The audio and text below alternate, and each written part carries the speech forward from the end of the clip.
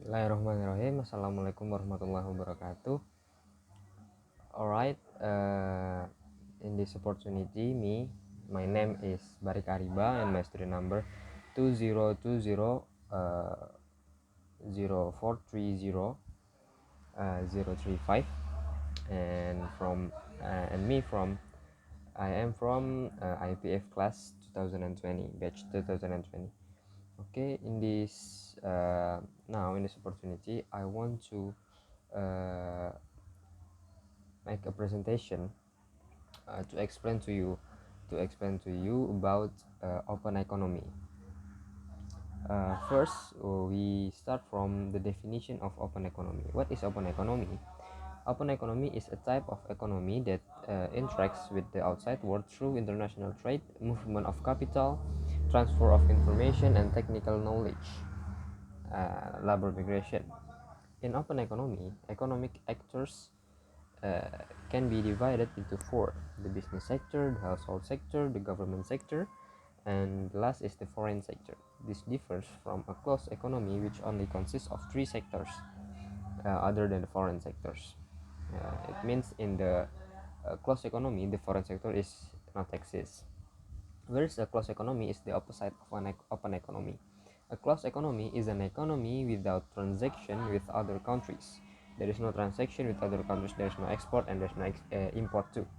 To grow the economy, a country relies on household or from themselves consumption, household consumption, business investment, and government spending. And then for the next slide, there is the definition of some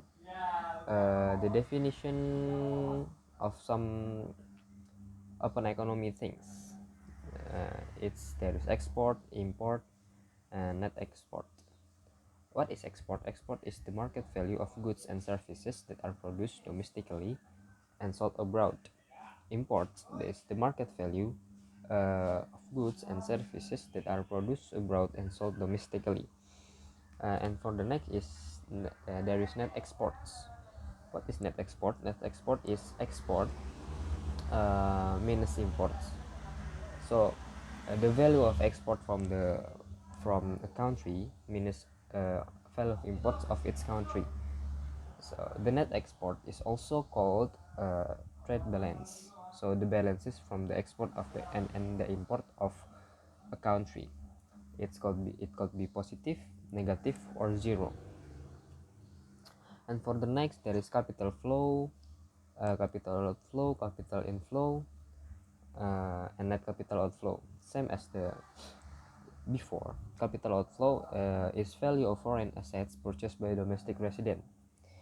So the value of the foreign which is in the country, and the capital inflow value of domestic assets purchased by foreign resident, so it's domestically. And for the third is net capital outflow. Is what is net capital outflow? Net capital outflow is capital outflow minus capital inflow. And for the short is we can call it NCO. Net capital outflow, also called net foreign investment, and same as net export. It can be positive, negative, or zero. And for the next slide is the basic reason why NX and NCO must always be equal. What is the reason? So here it turns out that net export and net capital outflow must be always equal, because a country cannot buy more goods, services, and assets from other countries than it sells to other countries. This is the basic reason why NX and NCO must always be equal for every country. For every country, the value of goods and services purchased from other countries plus the value of assets purchased from other countries equal to the value of goods and services sold to other countries plus the value of assets sold to other countries. Therefore, net capital outflow, or NCO, same as or equal with net exports. That's it. And for the next slides, here we can see the important macroeconomics ideas, or the basic economics ideas here. First is the national income identity, which is Y equal with C plus I plus G plus NX. What is it? Y we can same as yield, or in bahasa pendapatan, same as C plus I plus G plus NX. And what it is? C is consumption by household, E is investment, G is for government consumption, and NX is net export. For the second one is definition of national saving.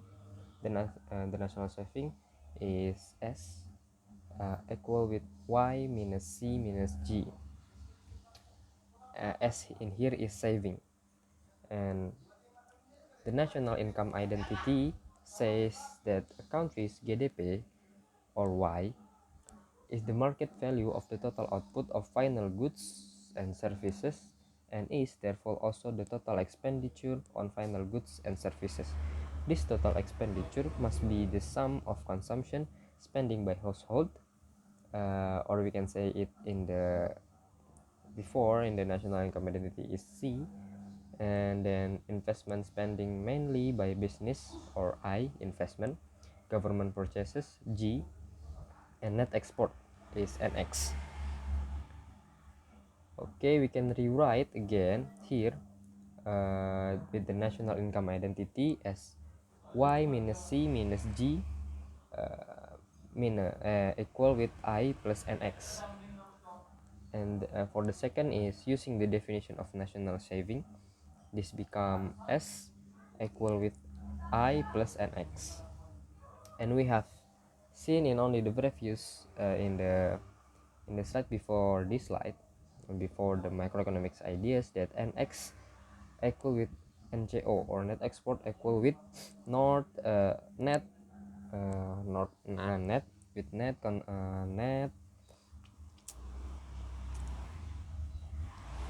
export equal with net capital outflow. Therefore, we can write S equal with I plus NCO, or net capital outflow.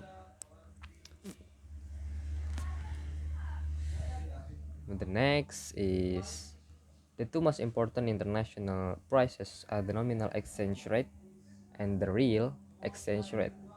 So what the difference of those? What the difference between the nominal exchange rate and the real exchange rate? Here I explain to you. The nominal exchange rate is the rate at which a person can trade the currency of one country for the currency of another. I repeat, the nominal exchange rate is the rate at which a person can trade the currency of one country for the currency of another. Appreciation is an increase in the value of a currency as measured by the amount of foreign currency it can buy, and depreciation is decrease in the value of a currency. That's it. That's the definition of the nominal exchange rate. For the second one, the real exchange rate, what it is? The real exchange rate is the rate at which a person can trade the goods and services of one country for the goods and services of another. So it kebalikan from the nominal exchange rate. If the nominal exchange rate, a person can trade the currency of one country for the currency of another. If the real exchange rate, the person can trade the goods and services of one country for the goods and services of another. So we continue here. In the nominal exchange rate and the real exchange rate, there is the purchasing power parity. What is the purchasing power parity? It is a theory of exchange rate in the long run. It is a theory from the exchange rate. The theory of purchasing power parity is based on a principle called the law of one prince. According to the law of one prince, a good must sell for the same price in all locations once the price are expressed in the same currency. The theory of purchasing power parity says that the real exchange rate, which is the price of domestic good in units of foreign goods, must be equal to 1 in the long run. That is the theory of the purchasing power parity in the exchange rate in the long run. And the basic logic why the purchasing power parity, uh, we can use the theory of it. This is the basic logic. In the next slide we can see in here, uh, if the law of one prince were not true, unexploited profit opportunities would exist. If the same good sold at different prices in different countries, you could make money by simply buying the good where it is cheap and selling it where it is expensive. The process of taking advantage of differences in prices in different market is called arbitrage, or in bahasa we can say it arbitrase. Arbitrage.